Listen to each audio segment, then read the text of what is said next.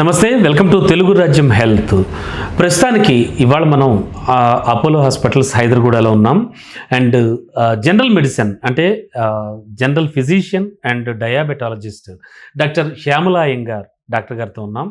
And గడిచిన 15 ఏళ్ళుగా కూడా 15 ఏళ్ళు పైబడి ఎంతోమంది పేషెంట్స్కి సర్వీసెస్ అందిస్తూ ఉన్నారు. తన చక్కటి సలహాలతో, తన ట్రీట్మెంట్తో కూడా వాళ్ళందరి జీవితాల్లో వెలుగులు నింపుతూ ఉన్నారు. మరి అటువంటి శ్యామల అయ్యంగార్ మేడంతో పాటు మనం ఉన్నాం.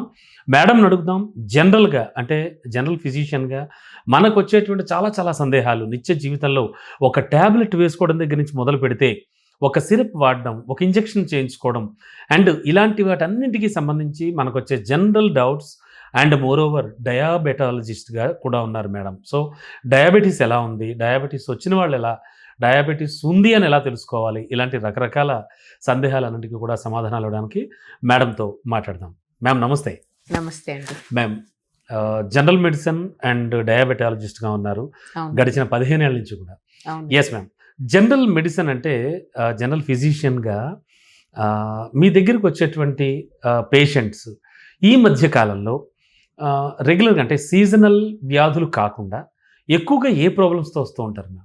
అంటే యూజువలీ మా ప్రాక్టీస్ కూడా ఎలా ఉంటుంది అంటేను మోస్ట్లీ మీరు అన్నట్టుగా 2 భాగాలు. ఒకటేమో సీజన్ రిలేటెడ్ ఇన్ఫెక్షన్స్ ఇలాంటి ఇష్యూస్ వస్తూ ఉంటాయి. అది కాకుండా మేజర్గా మేము చూస్తున్నదంటే మన యాజ్ అ సొసైటీ మనకి నాన్ కమ్యూనికబుల్ డిసీజెస్ బర్డన్ అనేది చాలా ఎక్కువ ఉంటుంది. సో యూజువలీ మేము చూసేది బీపీ, హై బ్లడ్ ప్రెషర్ కానీ, డయాబెటీస్ మెలైటిస్ అని కానీ, ఓవర్ వెయిట్ ఉండడం వల్ల వచ్చే కాంప్లికేషన్స్ అని కానీ, చాలా పెద్ద ప్రాబ్లం అయింది. అది కాకుండా ఇప్పుడు మనం కరోనా వచ్చిన దగ్గర నుంచి, ఆ అవుట్ బ్రేక్ నుంచి వస్తున్న దగ్గర నుంచి చాలా ఒక మెంటల్ రిలేటెడ్ అంటే యాంగ్జైటీ రిలేటెడ్, స్ట్రెస్ రిలేటెడ్ ఉన్న సిమ్టమ్స్, ఆ ప్రాబ్లమ్స్తో వస్తున్న చాలా పేషెంట్స్ కూడా చూస్తూ ఉంటాము. అదే సో మోస్ట్ ఆఫ్ ఇట్ మేము నిజంగా చెప్పాలి అంటే మెజారిటీ ఆఫ్ అవర్ ప్రాక్టీస్ ఇప్పుడు as a internal medicine specialist, as a general physician, చాలాసార్లు పేషెంట్స్ ఫ్యామిలీ ఫిజిషియన్స్గా కూడా చూస్తూ ఉంటారు మమ్మల్ని. చూసేది మోస్ట్లీ నాన్ కమ్యూనికేబుల్ డిసీజెస్ మీదే బర్డన్ ఎక్కువ ఉందండి. అండ్ అది మనం సరిగ్గా టైం టు టైం మనం కేర్ తీసుకొని చూపించుకొని కంట్రోల్లో ఉంచుకుంటే యూజువలీ మనకి తర్వాత కాంప్లికేషన్స్ అవి రావడం తక్కువ ఉంటుంది. కానీ సహజంగా షుగర్కి కానీ బీపీకి కానీ రెగ్యులర్గా డాక్టర్కి వెళ్ళి చూపించుకోవడం అనేది జనాలు చెయ్యరు, భావించరు అది అంత ఇంపార్టెంట్ అని. ఏదో టాబ్లెట్లు వేసేసుకుంటాం కంట్రోల్ అయిపోతుంది అనుకుంటూ ఉంటారు. సో దాని మీద కొంచెం జనాలకి అవేర్నెస్ వచ్చి ఈ 2 కూడా మనం కంట్రోల్లో ఉంచుకోవాలని తెలుసుకుంటే బాగుంటుంది. ఎస్ మ్యామ్, తప్పకుండా. మ్యామ్ మీరు చెప్పినట్టుగా ఎక్కువగా సొసైటీలో ఉన్నది ఫస్ట్ బ్లడ్ ప్రెషర్, బీపీ ఒకటి అండ్ డయాబెటీస్ ఒకటి.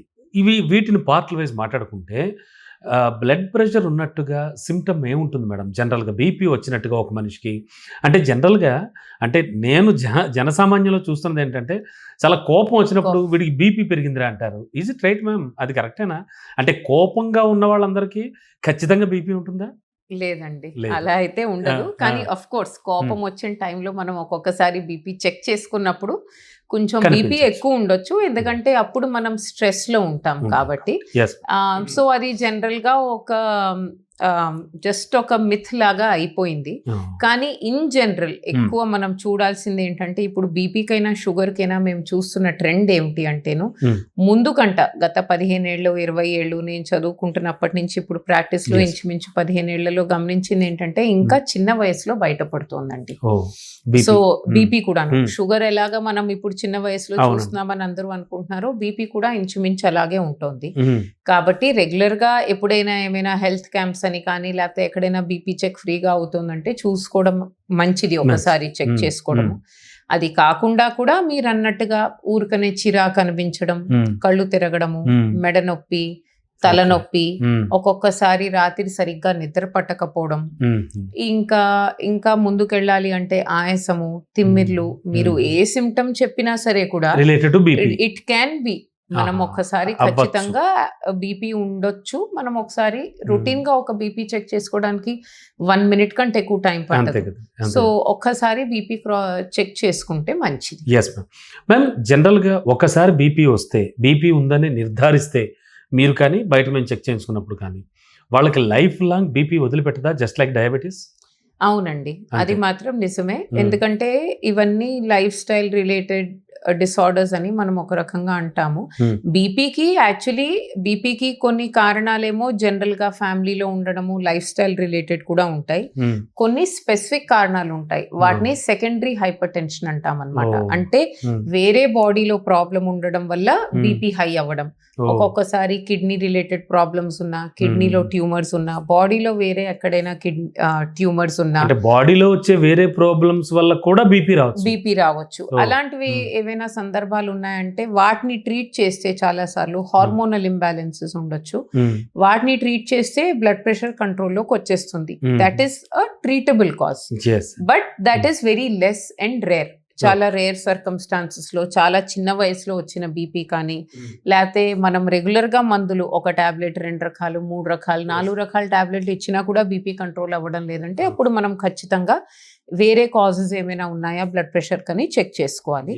బట్ అది మనం పక్కన పెట్టేస్తే యూజువలీ మనకి ఎసెన్షియల్ హైపర్ టెన్షన్ అంటాం అనమాట మా లాంగ్వేజ్ లోని. ఫ్యామిలీలో ఉండడం వల్ల, స్ట్రెస్ వల్ల, లైఫ్ స్టైల్ వల్ల, నిద్ర సరిగ్గా లేకపోవడం వల్ల, ఇన్ జనరల్ జెనెటిక్ ప్రీడిస్పోజిషన్ ఉండడం వల్ల బ్లడ్ ప్రెషర్ వస్తుంది. అలాంటి వాళ్ళలోని మనం most of the time life long medication అవసరం పడుతుంది. కొన్ని విషయాల్లో అంటే బాగా మనం డైట్ కంట్రోల్ చేసుకొని, సాల్ట్ ఇంటేక్ తగ్గించి, ఓవర్ వెయిట్ ఉన్నామంటే వెయిట్ తగ్గి అలా కంట్రోల్లో తెచ్చుకుంటే ఒక్కొక్కసారి కొంతమంది బీపీ మెడికేషన్ లేకుండా కూడా కంట్రోల్కి వస్తారు. కాకపోతే వాళ్ళు కూడా రెగ్యులర్ గా చెక్ చేసుకోవాలి. ఎందుకంటే ఏజ్ పెరుగుతున్న కొద్దీ మన ఆర్టరీస్ ఏమిటంటే స్టిఫ్ అవుతాయి, ఇంకా గట్టి పడతాయి. ఆ గట్టి పడడం వల్ల బీపీ పెరిగే అవకాశం ఎక్కువ ఉంటుంది.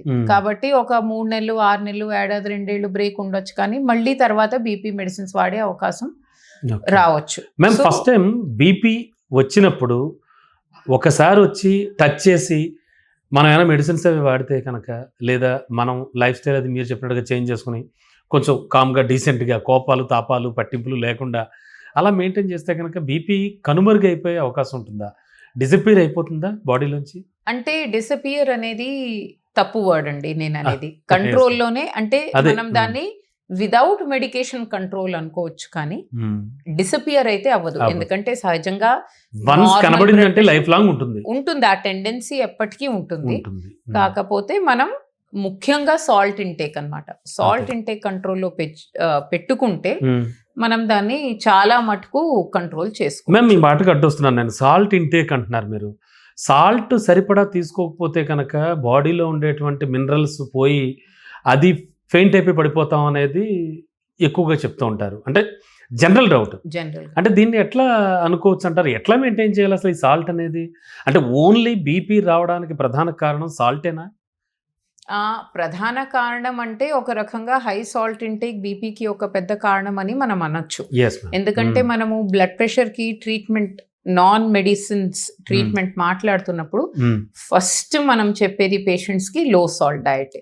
ఇన్ఫాక్ట్ మనం చేస్తున్న అంటే మేము చదివేటప్పుడు మాకు లిటరేచర్లోని సబ్జెక్ట్లోని లేకపోతే ట్రయల్స్ అవన్నీ అన్నిటి దాంట్లోని ఒక రకమైన డైట్ వచ్చేదన్నమాట. That is called diet DASH diet. DASH diet అంటే dietary approach to stop hypertension, DASH అన్నమాట. అందులో ఒక ముఖ్యంగా మేజర్ పాయింట్ ఏంటంటే సాల్ట్ ఇంటేక్ తగ్గించడం.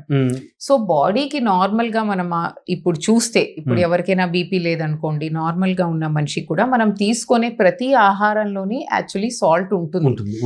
పై నుంచి సాల్ట్ వేసుకోకపోయినా సరే కూడా ఇన్హెరెంట్ గా సోడియం, పొటాషియం, రకరకాల సాల్ట్స్ ఉంటాయి. మనం ఇప్పుడు ఏమిటంటే ఇప్పుడు మనకి సాల్ట్ ఎక్కువ యాడ్ చేసుకోవడం వల్ల, అంటే మ్యాన్ కైండ్ మీరు కుకింగ్ హిస్టరీ చూస్తే సాల్ట్ పైనుంచి యాడ్ చేయడం వల్ల ఆ ఫుడ్ ఎక్కువ టేస్టీ అనిపిస్తుంది. ఆ ఫుడ్ ని మీరు ఎక్కువసేపు ప్రిజర్వ్ చేసుకొని ఉంచుకోగలరు. అంటే ఆవకాయల పచ్చళ్ళు ఎందుకు మనకు అంత నిలువుగా ఉంటాయి? అందులో సాల్ట్ అనేది ఒక ముఖ్యమైన ప్రిజర్వేటివ్ కాబట్టి. సో అలాగే ఆ సాల్ట్ కంటెంట్ ఉండడం వల్ల అది తొందరగా పాడవదు, ఎక్కువ రోజులు ఉంచుకోవచ్చు, రుచి బాగుంటుంది అని యాజ్ మ్యాన్ కైండ్ మనం వేరే వేరే రకంగా. డేంజర్ అండి బీపీకి? ఖచ్చితంగా ఏదైనా లిమిట్ లోని, ఎప్పుడైనా ఒకసారి రుచికి తీసుకోవడం కానీ డైలీ ఇంటేక్ అయితే అలౌడ్ కాదండి. So coming back to salt, ఏమిటి అంటేను సో ఆ సాల్ట్ ఇంటేక్ అనేది మనము ఇప్పుడు అందుకని యాక్చువల్లీ మనం ఎక్స్ట్రా సాల్ట్ తీసుకొని తీసుకోకపోయినా అంటే ఉప్పు లేకుండా వంట వండుకొని తిన్నా సరే కూడా మనకి ఏమి ఇబ్బంది ఉండదు. ఎందుకంటే మన బాడీకి కావాల్సింది అందుతూ ఉంటుంది. We have a very wonderful salt water balance system in our body. Brain, heart, kidney, liver all together they can take care of very well. So పైనుంచి మనం సాల్ట్ తీసుకోవాల్సిన అవసరం లేదు unless and until very specific కొన్ని issues అని తప్ప. So actually మనం salt ఎంత వరకు తగ్గించుకుంటూ వస్తే మనకి బీపీ అంత చక్కగా తగ్గుతూ వస్తుందన్నమాట. So salt is not like added salt is not essential for life. మనం రెగ్యులర్ గా తీసుకునే ఫుడ్ లో ఉన్న సాల్ట్ చాలు నిజం చెప్పాలి. ఎక్స్ట్రా అయితే ఇప్పుడు పెరుగు అన్నం తింటున్నప్పుడు మజ్జిగ తింటున్నప్పుడు సాల్ట్ వేసుకుని తింటూ ఉంటారు. వద్దు, అవసరం లేదు. ఫ్రూట్ జ్యూస్ లో కానీ అంటే ఇప్పుడు ఎవరికైనా జ్వరం ఉంది, డీహైడ్రేట్ అవుతున్నారు, బాగా బయట ఫిజికల్ ఎక్సర్సైజ్ అవుతుంది, స్వెట్టింగ్ ఎక్కువ అవుతుంది, అలాంటి సందర్భాల్లో మనం సాల్ట్ లూజ్ చేస్తాం కాబట్టి పైనుంచి తీసుకోవడం ఓకే. కానీ ఇప్పుడు మనం ఉంటున్న సపోజ్ ఇప్పుడు ఆఫీసెస్ లో పని చేస్తున్నాము, రెగ్యులర్ గా ఇప్పుడు ఇలా మాట్లాడుకుంటున్నాం కూర్చొని, మనం ఏమి ఎక్స్ట్రా సాల్ట్ తీసుకోవాల్సిన మనం చెమట ఉడచట్లేదు కదా ఫస్ట్ ఆఫ్ ఆల్. సో చెమట ఉడిచేవాళ్ళు సాల్ట్ తీసుకున్నా పర్వాలేదు ఎక్స్టర్నల్ గా. Yes ma'am. ఓకే, సాల్ట్ గురించి చాలా మంచి అవగాహన కల్పించారు. Thank you ma'am. And what about కారం? కారం కూడా తగ్గించాలంటారు. ఈజ్ ఇట్ రైట్ అండి? ఖచ్చితంగా బీపీ ఉన్నవాళ్ళు కారం ఎంత తక్కువ తింటే అంత మంచిదా? అంటే డైరెక్ట్ గా కారంకి సంబంధం లేకపోవచ్చు, కానీ ఇప్పుడు మీరు ఆ కారాన్ని బ్యాలెన్స్ చేయాలంటే దానికి తగ్గట్టు ఉప్పు వేయాలి. కాబట్టి ఎలాగైనా మీకు తెలియకుండా ఉప్పు ఇంటేక్ ఎక్కువ అవుతుంది. ప్లస్ ఇంకొకటి ఏంటంటే ఎంతైనా కారం వల్ల మళ్ళీ ఇరిటేషన్ వస్తుంది, గ్యాస్ట్రిక్ ప్రాబ్లమ్స్ వస్తాయి. అది మళ్ళీ అక్కడ ఏమైనా యాసిడిటీ, గెస్ట్రైటిస్ అలాగేమైనా ఇష్యూ వచ్చింది అనుకోండి, బీపీకి వేసుకుంటున్న మెడిసిన్స్ తో సరిగ్గా అబ్జార్బ్ అవ్వకపోవడం, వేరే ఇష్యూస్ రావడం అనేది ఉండొచ్చు. కాబట్టి జనరల్ గా కారం కూడా తక్కువ తీసుకుంటే మంచిది.